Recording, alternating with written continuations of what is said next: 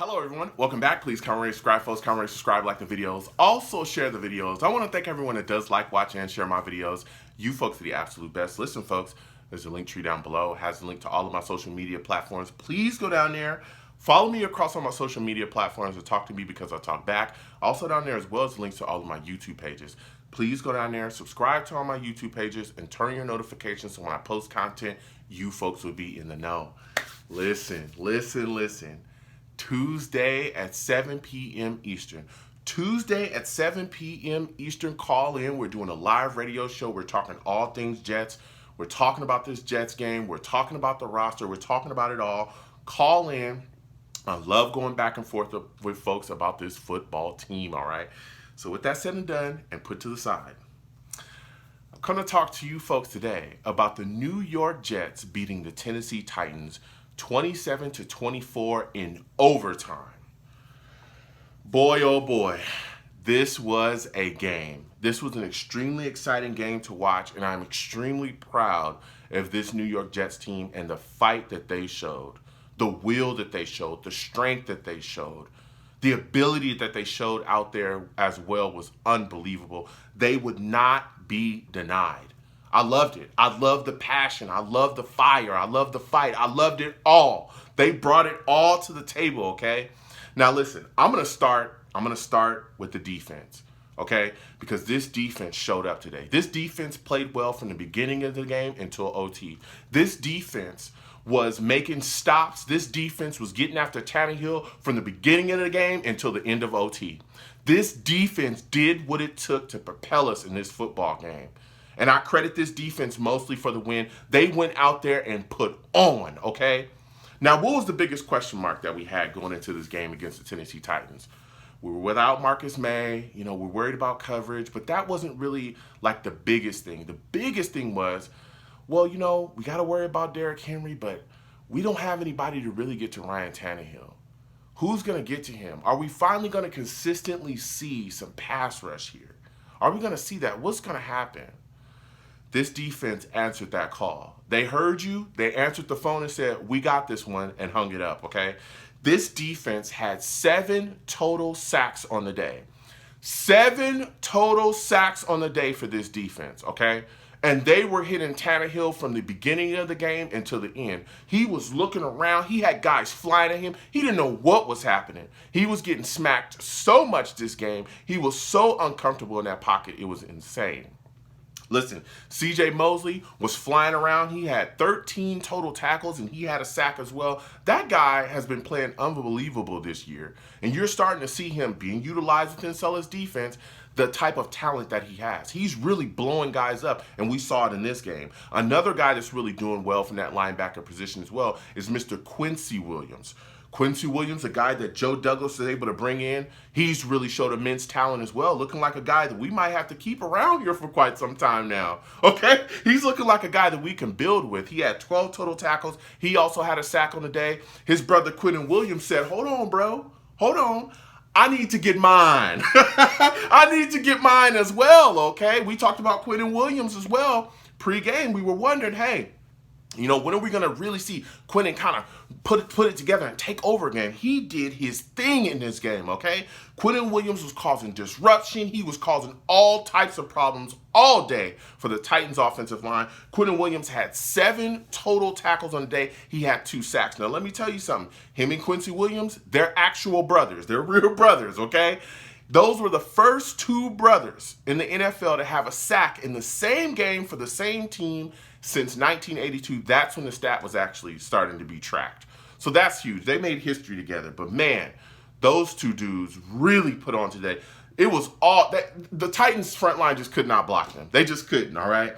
John Franklin Myers went off as well. He had a sack on the day. He looked unblockable. He was flying around giving people problems, man.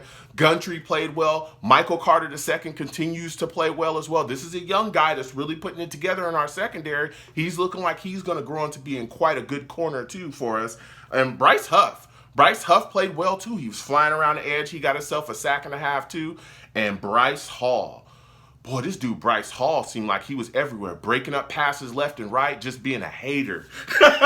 I love it. I gotta hate on you. You can't catch nothing. No touchdowns for you. I'm sorry. I gotta hate. He was hating. I loved it. I loved it. I loved the way that our defense played. And again, that safety position, there was question marks because Marcus May was gone. Let me tell you something.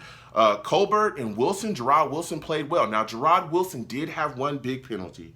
He had one big penalty. The Titans were on 4th and 10.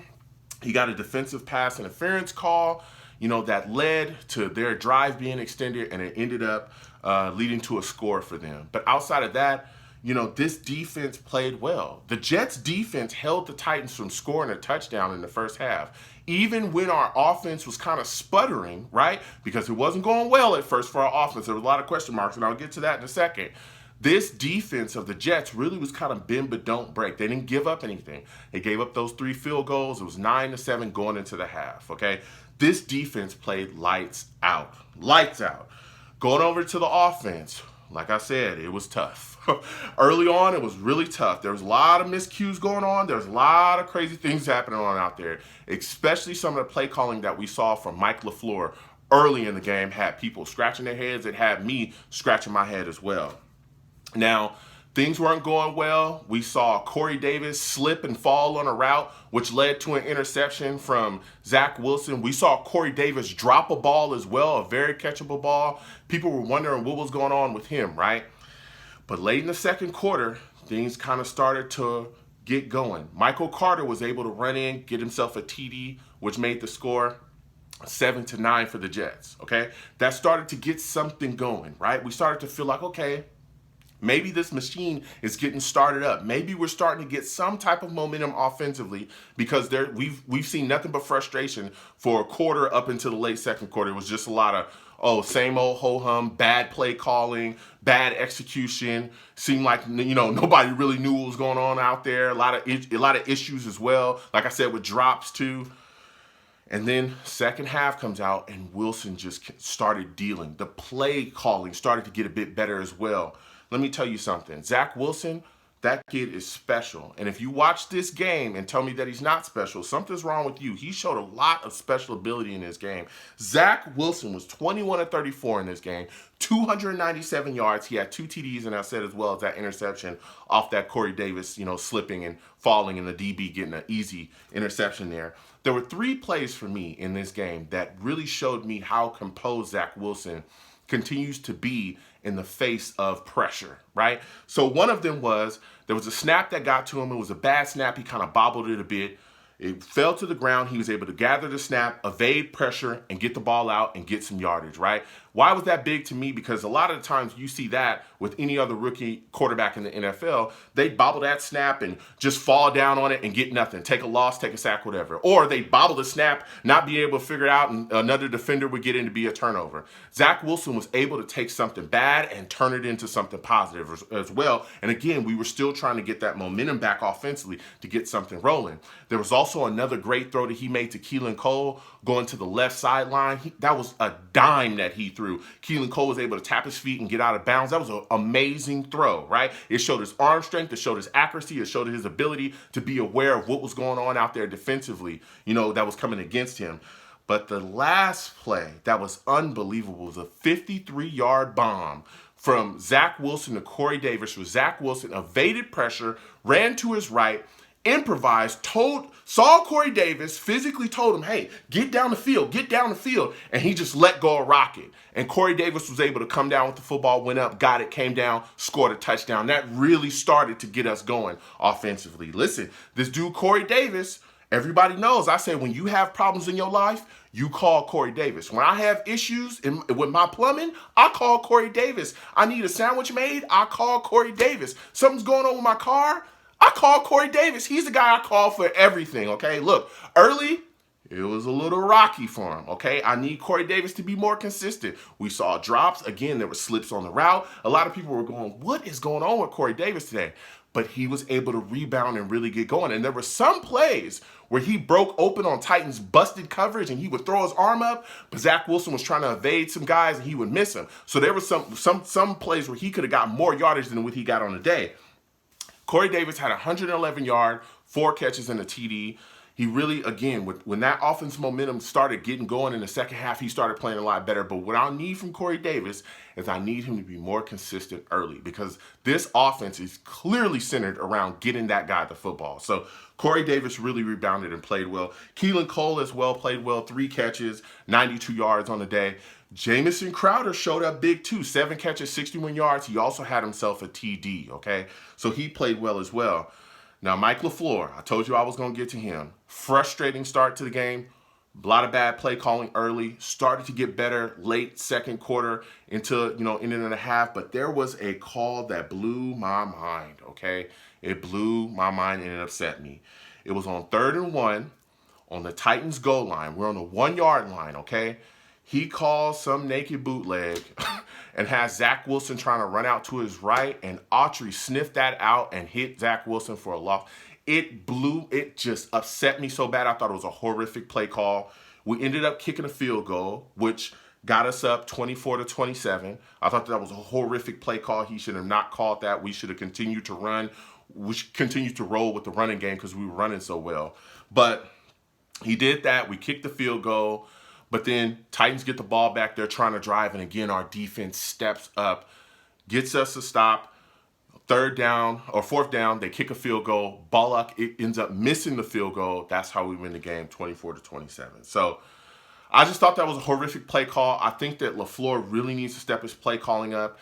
I think that when you look at Zack Wilson's skill set, when you look at his talent, clearly this dude is built to push the ball down the field. He's got to start taking deep shots earlier. He's got to start being more aggressive offensively earlier. He's got to start getting this team going offensively earlier. He's got to start getting the fire stoked earlier, dude. We can't wait until late in the second quarter or after the half to really get. No, we got to start punching people in the face, punching people in the mouth early. We got to start that early. But he did, like I said as well, late second quarter into, after the half really started to play well. But that was a horrific play call, but it worked out for us because, again, our defense played so well, and their kicker ended up missing a field goal, which gave us the win in OT. So, listen, comment down below. Let me know what you folks think. Love going back and forth with you folks, man. This was a big win by the Jets. I want to hear your thoughts about it. How do you feel about the win? How do you feel about Zack Wilson? How do you feel about the coaching? How do you feel about the defense? How do you feel about Corey Davis? Let me know. I want to hear from y'all. I enjoyed this. You folks have a good one. Peace.